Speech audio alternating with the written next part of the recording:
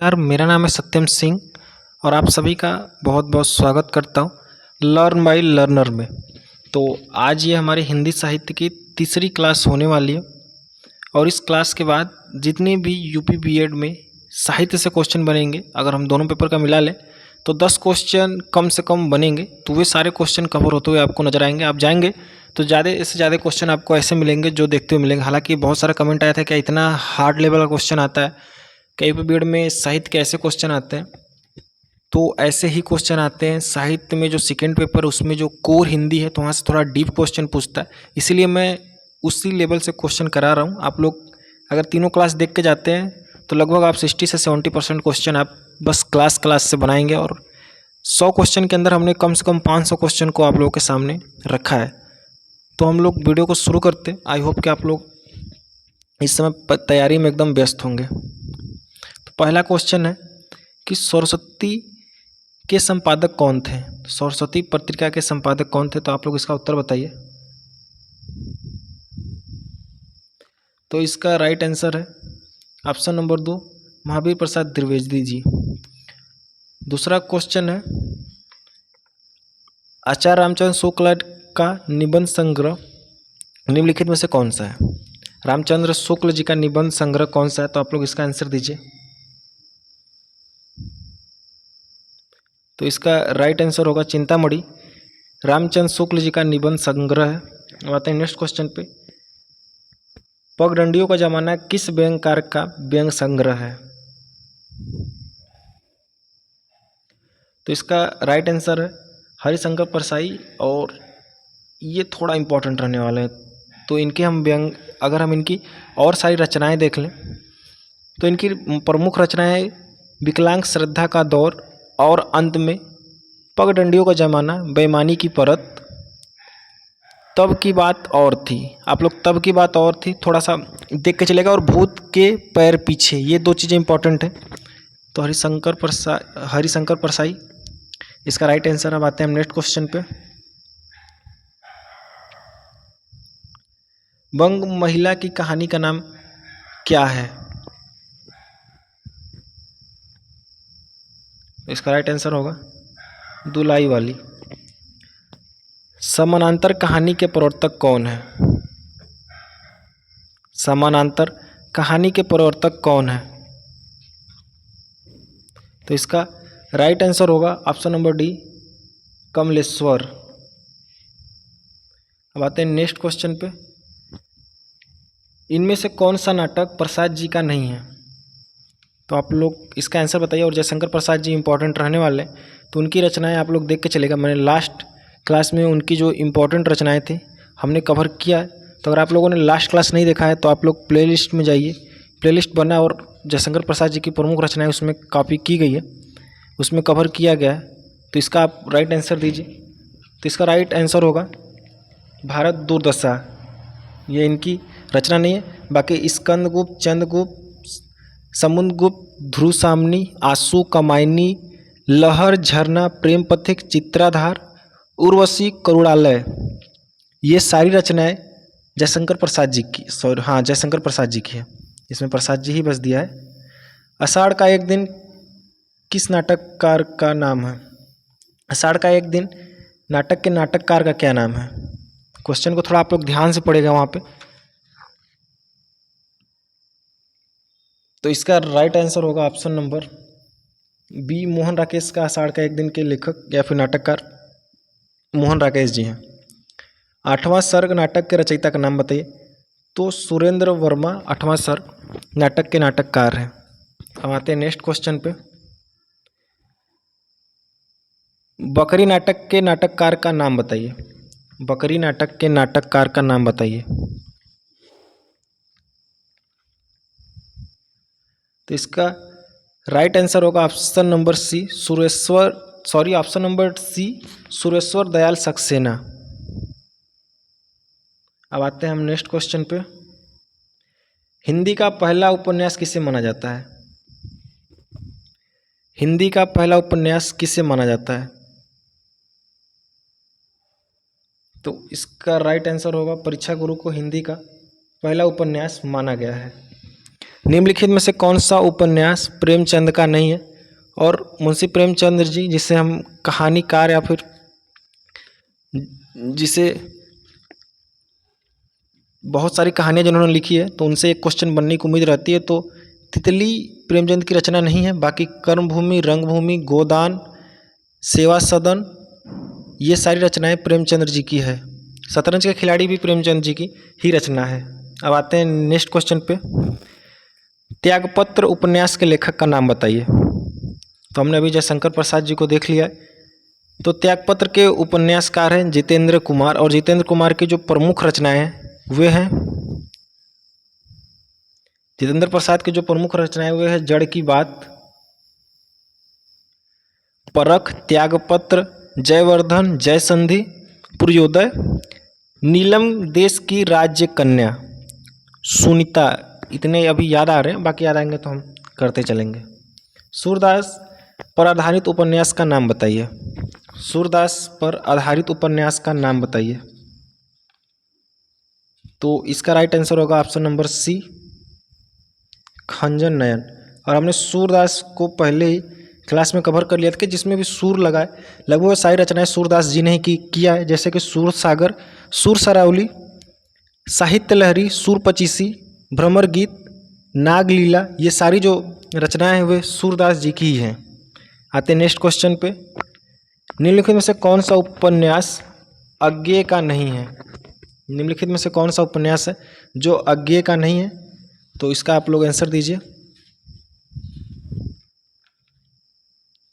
तो इसका right answer है ऑप्शन नंबर ए, दादा कामरेड अज्ञेय जी की रचना नहीं है, उपन्यास नहीं है। बाकी सारी उपन्यास अज्ञेय का ही है। और अज्ञेय का जो है शेखर एक जीवनी काफ़ी इंपॉर्टेंट है, नदी के द्वीप, अपने अपने अजनबी, और इनकी एक दो रचनाएं और काफ़ी इंपॉर्टेंट है, हरी घास पर क्षण भर, सुनहरे शैवाल, कितनी नावों पे कितनी बार। मैंने लास्ट वीडियो में भी इसको कराया था, लास्ट लेक्चर में भी। तो आप लोग ये सारी रचना याद कर जाइए, कितनी नावों पे कितनी बार, हरी घास पे क्षण भर। ये दो क्वेश्चन है, ये दो से हमें देखने को मिल सकता है। डायरेक्ट क्वेश्चन पूछता है कि हरी घास पर क्षण भर के लेखक कौन है। अब आते हैं नेक्स्ट क्वेश्चन पे। रोकोगी नहीं राधिका के लेखक कौन है? इसमें मनु भंडारी जी का भी निधन हुआ। तो इनका जो उपन्यास था आपका बंटी, और ये भी सच है, इनकी प्रमुख उपन्यासों में से एक है। तो मधु भंडारी जी से हमें क्वेश्चन देखने को मिल सकता है। रोकोगी नहीं राधिका के लेखक कौन है? तो उमा प्रियवंदा रोकोगी नहीं क्षण भर की लेखिका हैं। आते नेक्स्ट क्वेश्चन पे। चाक के रचनाकार का नाम बताइए। चाक के रचनाकार का नाम बताइए। तो इसका आप लोग आंसर करिए। तो इसका राइट आंसर होगा मैत्री पुष्पा, ऑप्शन नंबर ए। इसका राइट आंसर होगा ऑप्शन नंबर ए, मैत्री पुष्पा। आते नेक्स्ट क्वेश्चन पे। निराला की साहित्य साधना किसकी कृति है? निराला की साहित्य साधना किसकी कृति है?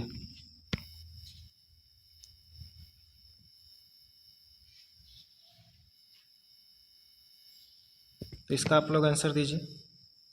एक मिनट, मोबाइल अटक रहा है।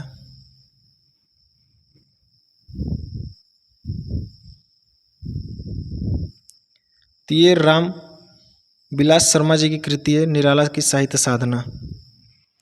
और सूर्यकांत त्रिपाठी निराला जी भी काफ़ी इंपॉर्टेंट रहने वाले हैं। राम के शक्ति पूजा इनकी काफ़ी इंपॉर्टेंट रचना है, तो इसको आप लोग याद करिए। राम के शक्ति पूजा, जूही की कली, अनामिका, ये इनकी इंपॉर्टेंट रचनाएं हैं। तो आप लोग इनको थोड़ा देखते चलिएगा। कुकुर मुत्ता हो गई, गीतिका हो गई, ये सारी सूर्यकांत त्रिपाठी निराला जी की रचनाएं हैं।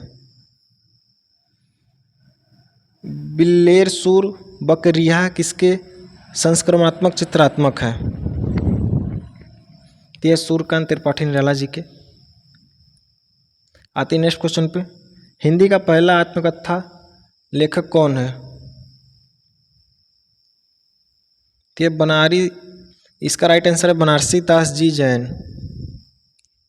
अब आते हैं नेक्स्ट क्वेश्चन पे। घुमक्कड़ शास्त्र के लेखक का क्या नाम है? घुमक्कड़ शास्त्र के लेखक का क्या नाम है? तो इसका राइट आंसर होगा अज्ञेय। और हमने अभी अज्ञेय जी की जो इम्पोर्टेंट रचनाएं तो उसे देखा। कि हरी घास पर क्षण भर, कितनी नावों पे कितनी बार, सुनहरे शैवाल, ये सारी जो इम्पोर्टेंट रचनाएं हैं वे अज्ञेय जी की ही रचना है। तो अभी ये हमारे 100 क्वेश्चन जो इम्पोर्टेंट 100 क्वेश्चन थे वे कंप्लीट होते हैं। अब हम जो बहुत ज़्यादा इम्पोर्टेंट लेखक हैं उनकी रचनाएं मैं आपको 2 मिनट में जल्दी से बोल के सुना दे रहा हूँ। पहले देख लेते हैं जयशंकर प्रसाद जी को, और जयशंकर प्रसाद जी की जो इम्पोर्टेंट रचनाएं हैं हम उनको देख लेते हैं। सबसे पहले इनको देख लेते हैं, क्योंकि जो सबसे इम्पोर्टेंट रहने वाले हैं हम उनको कवर कर रहे हैं, और सब कुछ सही है तो यहाँ से आपको क्वेश्चन देखने को जरूर मिलेगा। तो जो जयशंकर प्रसाद जी, उनकी जो प्रमुख रचनाएं वह है कमायनी, आंसू, लहर, झरना, प्रेम प्रतीक, चित्राधर, कानन कुसुम, उर्वशी, प्रेम राज्य। अब हम आते हैं सूर्यकांत त्रिपाठी निराला जी के ऊपर, ये दूसरे इंपॉर्टेंट कवि रहने वाले। तो अगर हम इनकी प्रमुख रचनाओं की बात करें तो वे हैं कुकुरमुत्ता, अनामिका, राम की शक्ति पूजा, अपरा, तुलसीदास, सरोज स्मृति, बेला, नए पत्ते, अनामिका, जूही की कली, गीतपुंज, आराधना। तो ये हो गए सूर्यकांत त्रिपाठी निराला जी की जो प्रमुख रचनाएं हैं। हम आते हैं नेक्स्ट कवि पे। हम अब देखते हैं महादेवी वर्मा जी के जो इम्पोर्टेंट जो इनकी रचनाएं हैं। तो जो इनकी इम्पोर्टेंट रचनाएं हुए हैं दीपशिखा, यामा, ये 2 इनकी बहुत ज़्यादा इंपॉर्टेंट है। दीपशिखा, यामा, नीरजा और निहार, ये 4 रचनाएं आप लोग याद रख के चलेगा। ये महादेवी वर्मा जी की है, दीपशिखा, यामा, रश्मि। अब आते हैं नीरजा और निहार। अब आते हैं नेक्स्ट पे सुमित्रानंदन पंत जी पे। तो सुमित्रानंदन पंत जी की जो काफ़ी इंपॉर्टेंट रचना है स्वर किरण और स्वर धूलि, युगांतर भी इन्हीं की रचना है। परिवर्तन, रश्मि बंधु, ये 4 रचनाएं आप लोग इनका याद कर लीजिएगा। गीत हंस भी इनकी एक इम्पॉर्टेंट रचना है। अब हम बात करते हैं नेक्स्ट कवि पे। तो हम देख लेते हैं सुमित्रानंदन पंत जी की रचनाएं। तो झंडे की इज्जत, जलियांवाला बाग, झांसी की रानी सुमित्रानंदन जी पंत जी की काफ़ी इंपॉर्टेंट रचना। ये रचनाएं आपने कई बार पढ़ी कि खूब लड़ी मर्दानी, वे तो झांसी वाली रानी। तो सुमित्रानंदन पंत जी की झांसी की रानी काफ़ी इंपॉर्टेंट है। जलियांवाला बाग भी इन्होंने लिखा है। स्वदेश के प्रति भी सुमित्रानंदन चौहान जी की रचना है। झंडे की इज्जत भी सुमित्रा कुमारी चौहान का ही रचना है। अब हम बात कर लेते हैं सूर्यकांत त्रिपाठी, नहीं इनका तो हो गया। अब हम बात करते हैं जो काफ़ी इंपॉर्टेंट है रामधारी सिंह दिनकर जी की रचनाएं, क्योंकि रामधारी सिंह दिनकर जी को राष्ट्र कवि का भी दर्जा मिला है, तो इनसे भी क्वेश्चन बन जाता है। और इनकी जो इम्पोर्टेंट रचनाएं हैं वह है रेणुका, हुंकार, कुरुक्षेत्र, उर्वशी, रश्मिरथी। ये 2 काफ़ी इंपॉर्टेंट है। इतिहास के आंसू, बापू, धूप छाँव, नीम के पत्ते और परशुराम की प्रतीक्षा, ये सब नाम आप सुने होंगे। परशुराम की प्रतीक्षा, कुरुक्षेत्र, उर्वशी और रश्मिरथी, ये 4 नाम आप सुने होंगे। और बाकी आपको एक बार फिर से बोल रहा हूँ जिससे आपको याद हो जाए।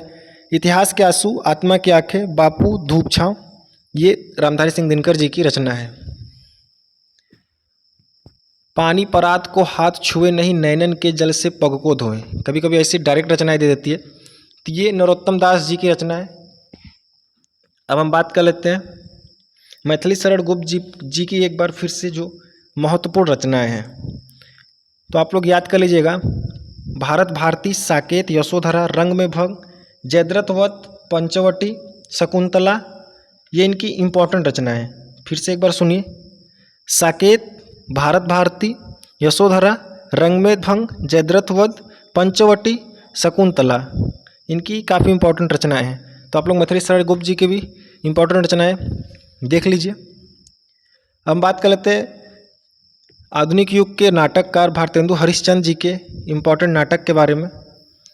तो हम अब इनके जो इम्पोर्टेंट नाटक हैं वे हैं प्रेम फुलवारी, प्रेम प्रलाप, प्रेम माधुरी, प्रेम सरोवर, प्रेम मालिका, भारत वीरत्व। तो आज के इस वीडियो में सिर्फ इतना ही, और आप लोग तीनों वीडियो कंप्लीट देख के जाइएगा, आपको एग्जाम में काफ़ी बेनिफिट मिलने वाला है। तो इस वीडियो में सिर्फ इतना ही, मिलते हैं एक और वीडियो में, तब तक के लिए जय हिंद।